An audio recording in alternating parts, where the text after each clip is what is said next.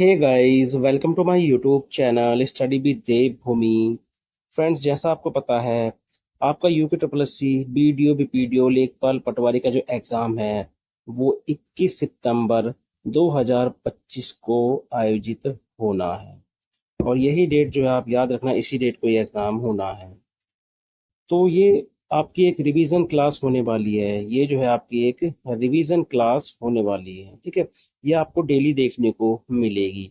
इसमें आपको Uttarakhand GK, Uttarakhand history और उत्तराखंड का जो करंट अफेयर्स से, ठीक है, तीनों पोर्शन से जो है आपको क्वेश्चंस देखने को मिलेंगे। अगर आपको वीडियो अच्छी लगे तो आप वीडियो को लाइक जरूर करें।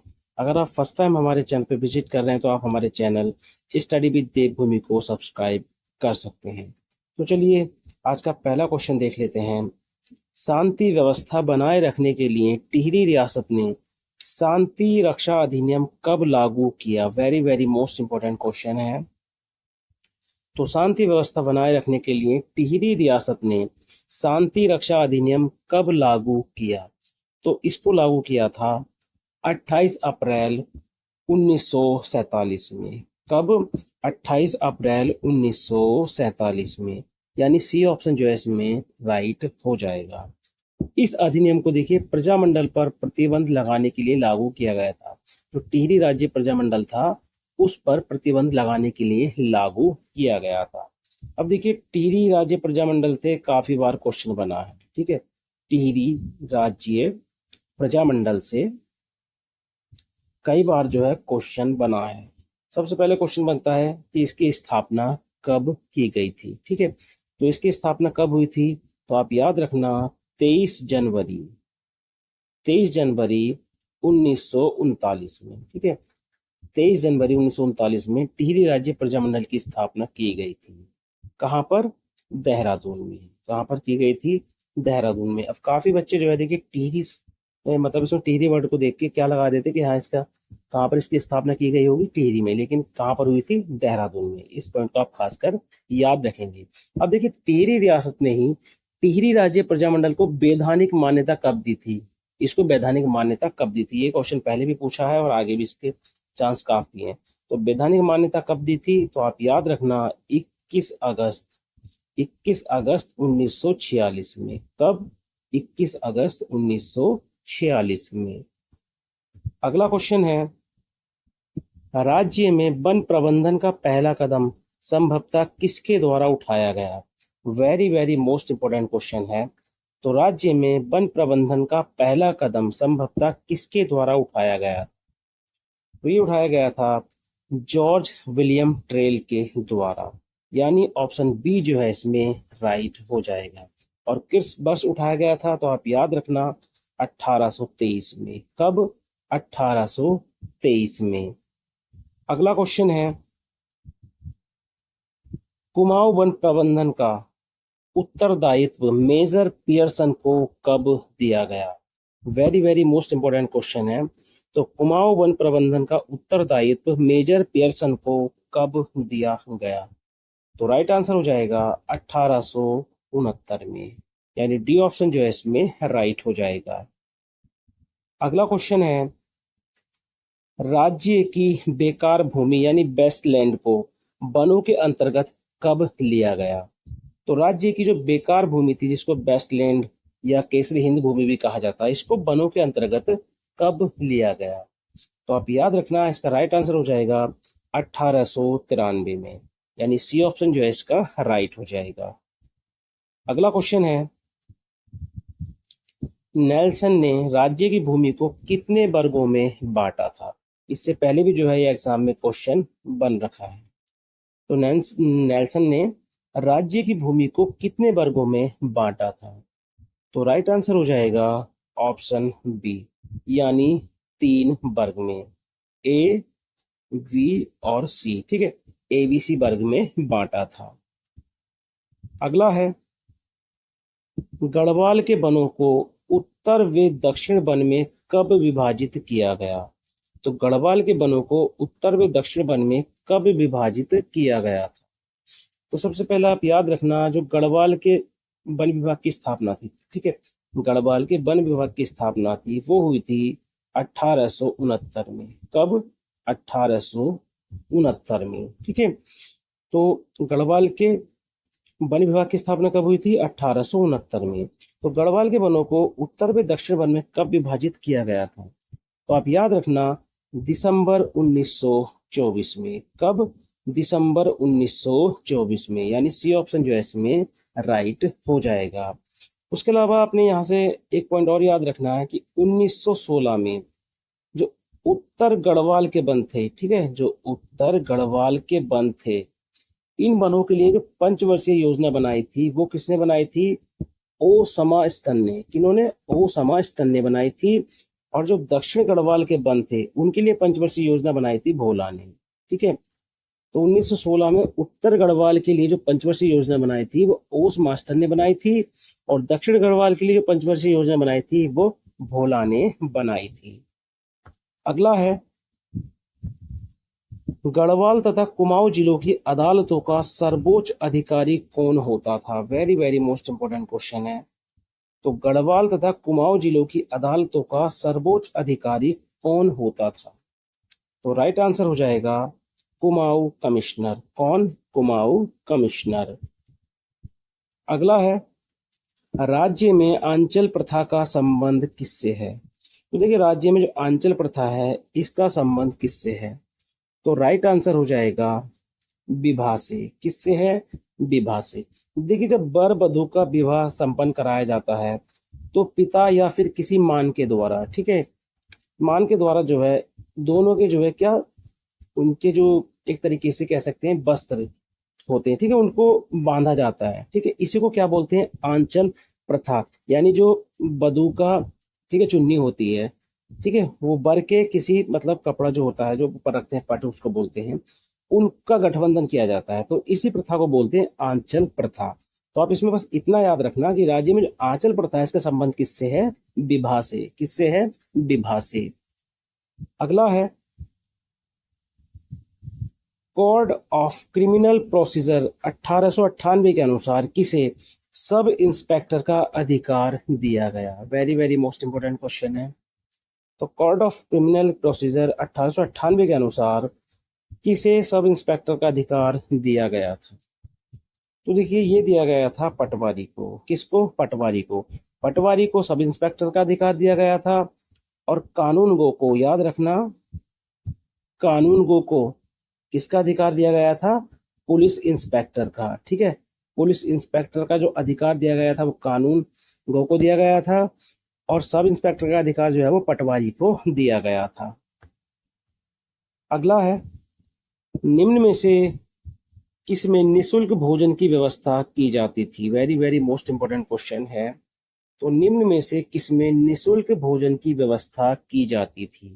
तो ये व्यवस्था की जाती थी कूली बरदायस में। किसमें? कूली बरदायस में। तो ऑप्शन सी जो है इसमें राइट हो जाएगा। अगला है, निम्न में से कौन सुमेलित नहीं है? तो निम्न में से कौन सुमेलित नहीं है? दूनागिरी ग्लेशियर का चमोली में है, बिल्कुल सही है। सुखराम ग्लेशियर बागेश्वर में है, बिल्कुल सही है। सोना पानी ग्लेशियर चमोली में, देखिए ये गलत है। सोना पानी ग्लेशियर जो है वो चमोली में नहीं है। कहाँ पर स्थित है? तो ये स्थित है पिथौरागढ़ में। कहाँ पर स्थित है ये? तो ये स्थित है पिथौरागढ़ में। डोरियानी ग्लेशियर जो है ये उत्तरकाशी में है। अगला है, राज्य में पर्वतीय शीतोष्ण वन किस ऊंचाई तक पाए जाते हैं? तो राज्य में जो पर्वतीय शीतोष्ण वन है ये किस ऊंचाई तक पाए जाते हैं? तो ये पाए जाते हैं 1800 से 2700 मीटर तक। ठीक है, 1800 से 2700 मीटर तक, यानी बी ऑप्शन जो है इसमें राइट हो जाएगा। अगला क्वेश्चन है, झपटो छीनो आंदोलन के नेतृत्वकर्ता कौन है? Very very most important question है। तो झपटो छीनो आंदोलन के नेतृत्वकर्ता कौन है? तो ये हैं गोविंद सिंह रावत जी। कौन है? गोविंद सिंह रावत जी, यानी डी ऑप्शन जो है इसमें राइट हो जाएगा। जो झपटो छीनो आंदोलन था गाइस, ये कब हुआ था? 21 जून। कब? 21 जून 1998 में। ये कब हुआ था? 21 जून 1998 में, और चमोली जिले में हुआ था। कहाँ पर? चमोली जिले में। तो नंदा देवी राष्ट्रीय पार्क था, इसका प्रबंध ग्रामीणों को सौंपने के संबंध में। तो आप याद रखना है, काफी महत्वपूर्ण है। और इसकी जो डेट है 21 जून 1998, ये पहले भी क्वेश्चन पूछा जा चुका है। अगला है, नंदा देवी राष्ट्रीय उद्यान का क्षेत्रफल कितना है? तो नंदा देवी राष्ट्रीय उद्यान का क्षेत्रफल कितना है? तो ये है 624 वर्ग किलोमीटर, यानी बी ऑप्शन जो है इसमें राइट हो जाएगा। नंदा देवी राष्ट्रीय उद्यान की बात करें तो ये स्थित है चमोली में। कहाँ पर स्थित है? ये चमोली में स्थित है। और इसकी स्थापना की बात करें, इसकी स्थापना काफी पूछी जाती है, तो 1982 में इसकी स्थापना की गई थी। ठीक है, 1982 में। उसके अलावा बात करें कि 472 वर्ग किलोमीटर जो है किसका क्षेत्रफल है? तो यह है गोविंद वन्य जीव विहार का। ठीक है, गोविंद राष्ट्रीय उद्यान, सॉरी, गोविंद राष्ट्रीय उद्यान का, जो गोविंद नेशनल पार्क है उसका जो है 472 वर्ग किलोमीटर है।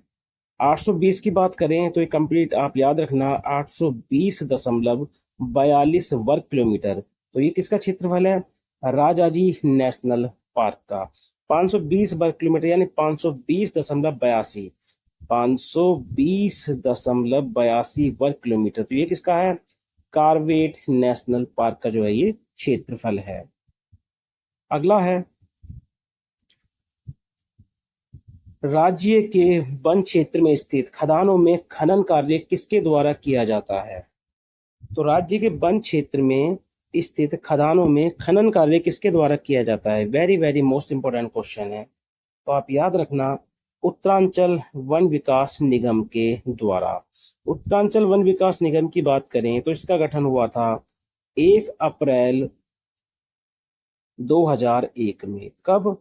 1 अप्रैल 2001 में। तो राज्य के वन क्षेत्र में स्थित खदानों में जो खनन कार्य किया जाता है वो उत्तरांचल वन निगम विकास निगम द्वारा किया जाता है। और जो अन्य राज्य सब क्षेत्र होते हैं, ठीक है, जो अन्य राज्य सब क्षेत्र होते हैं उनमें जो खनन कार्य किया जाता है वो गढ़वाल मंडल विकास निगम के द्वारा और कुमाऊं मंडल विकास निगम के द्वारा किया जाता है। तो कुमाऊं मंडल विकास निगम है और गढ़वाल मंडल विकास निगम है, दोनों की स्थापना आप याद रखना 1976 में हुई थी। कब? 1976 में हुई थी। अगला है, निम्न में से कौन सा कथन गलत है? तो निम्न में से कौन सा कथन गलत है? चौफला गीत नृत्य प्रधान गीत है, बिल्कुल सही है। पट गीत उपदेशात्मक गीत है, बिल्कुल सही है। झोड़ा नृत्य गीत समूह नृत्य गीत है, बिल्कुल सही है। भगनोल गीत अनुभूति प्रदान गीत नहीं है, ये गलत है। ठीक है, तो देखिए भगनोल गीत अनुभूति प्रदान गीत है, याद रखना, भगनोल गीत जो है वो अनुभूति प्रधान गीत होता है। ठीक है, अगला है, अभी देखिए आप भगनोल गीत याद रखना है मुख्य रूप से कुमाऊं क्षेत्र में गाए जाते हैं, इससे पहले भी ये क्वेश्चन बना है। अगला है, बसंत बुरांस मेले का आयोजन कहाँ होता है? तो बसंत बुरांस मेले का जो आयोजन होता है ये होता है चमोली में। कहाँ पर होता है? चमोली में। अगला है, और very very most important question है, उत्तराखंड बजट 2025-26 में जेंडर बजट कितना प्रस्तुत किया गया? तो उत्तराखंड बजट 2025-26 में जेंडर बजट कितना प्रस्तुत किया गया? तो ये कितना प्रस्तुत किया गया था? 16,961.32 करोड़, यानी बी ऑप्शन जो है इसमें राइट हो जाएगा। उसके अलावा देखिए आपसे क्वेश्चन करे कि उत्तराखंड का बजट, कुल बजट अगर आपसे पूछे कि उत्तराखंड का 2025-26 में जो कुल बजट है, ठीक है, अगर आपसे कुल बजट पूछे या आपसे कुल बजट या फिर आपसे पूछे कुल व्यय, कुल बजट या कुल व्यय, तो आपका आंसर एक ही होगा। ठीक है, 10,11,75.33 करोड़। ठीक है, इसको आप इसी तरीके से याद करना, 10,11,75.33 करोड़। अगर कुल बजट या कुल व्यय पूछे तब आपका आंसर क्या हो जाएगा? 10,11,75.33 करोड़। अगला है, उत्तराखंड बजट 2025-26 में सर्वाधिक आय किससे प्राप्त हुई है? Very very most important question है। तो उत्तराखंड बजट 2025-26 में सर्वाधिक आय किससे प्राप्त हुई है? तो ये प्राप्त हुई है स्वयं का कर राजस्व से। किससे? स्वयं का कर राजस्व से। अगला है, और आज का अंतिम क्वेश्चन, 38वें राष्ट्रीय खेलों में उत्तराखंड ने कुल स्वर्ण, रजत व कांस्य पदक क्रम से जीते हैं। ठीक है। तो देखिए उत्तराखंड ने जो कुल स्वर्ण जीते हैं वो जीते हैं 24, ठीक है, और कुल रजत 35 और कुल कांस्य 44। तो टोटल कितने पदक जीते हैं? 103। कितने पदक जीते हैं? 103। और 103 के साथ उत्तराखंड जो है वो पदक तालिका में 7वें स्थान पर था, ठीक है। और पहले स्थान पर कौन था गाइस? Services, control services. उसको आप याद रखना क्योंकि आपसे जो है शुरू के 4 जो है टॉप वाले वो आपसे पूछेगा। तो सर्विसेज जो है वो आपसे पूछने वाला है क्योंकि वो पहले स्थान पर था, ठीक है। और आपको उत्तराखंड का स्थान आपने याद रखना है क्योंकि उत्तराखंड का जो है आपसे खासकर पूछेगा। क्योंकि देखिए कभी कभार क्या होता है, बच्चे 103 जो है वो याद कर लेते हैं कि हाँ 103 पदक जीते हैं, लेकिन एग्जामिनर थोड़ा सा घुमा के क्वेश्चन कर लेता है कि उसमें क्या कुल स्वर्ण पूछ लेता है, कुल रजत पूछ लेता है और कुल कांस्य पूछ लेता है क्रम से। तो ये जो टफ पेपर बनाता है तो एग्जाम में इस तरीके के क्वेश्चन आपसे कर लेता है। तो आपको जिस तरीके से भी क्वेश्चन करे आपको घुमा फिरा के वो ये आना चाहिए बस, ठीक है। किसी भी तरीके से आपको क्वेश्चन आना चाहिए बस। तो ये थे आज के उत्तराखंड जीके के, उत्तराखंड हिस्ट्री और करंट अफेयर से 20 मोस्ट इंपोर्टेंट क्वेश्चन। याद रखना ये डेली क्लास आएगी और ये जो है एक रिवीजन क्लास है। क्या है ये एक रिवीजन क्लास है और आपको पता है 21 सितंबर को आपका पेपर है तो ज़्यादा दिन नहीं है, ठीक है। 21 सितंबर 2025 को आपका एग्जाम है तो आपके पास ज़्यादा दिन नहीं है। आप ज़्यादा से ज़्यादा जो आप अपना रिवीजन करें और सिलेबस के अकॉर्डिंग करें और प्रीवियस ईयर के क्वेश्चन पेपर उठाकर देखें 2-3 साल के जो है आयोग जो है वो किस तरह के क्वेश्चन पूछ रहा है। आप देखो उत्तराखंड पुलिस वाला देखो, अगर हम उस एग्जाम्स की बात करें तो वो एग्जाम ग्रुप सी का है ही नहीं, ठीक है। उसने जो है यूके पीसीएस को भी फेल कर दिया है। अगर हम यूपीएससी की भी बात करें ना तो उसको भी फेल कर दिया है। ग्रुप सी का एग्जाम थोड़ा ना है वो एकदम अपर, ठीक है, जो अपर पीसीएस होता है ना उस तरीके से पूछ रहा है एग्जामिनर। तो पता नहीं क्या सोच के एग्जाम बना रहे हैं कि बच्चे ग्रुप सी है या फिर ये अपर पीसीएस की तरह जो है एग्जाम दे रहे हैं। अब वो तो आयोग जाने, बस आप जो है मेहनत करते रहें और अपने सिलेबस के अकॉर्डिंग पढ़ते रहें। तो चलिए मिलते हैं अपनी नेक्स्ट वीडियो में। Thank you for watching.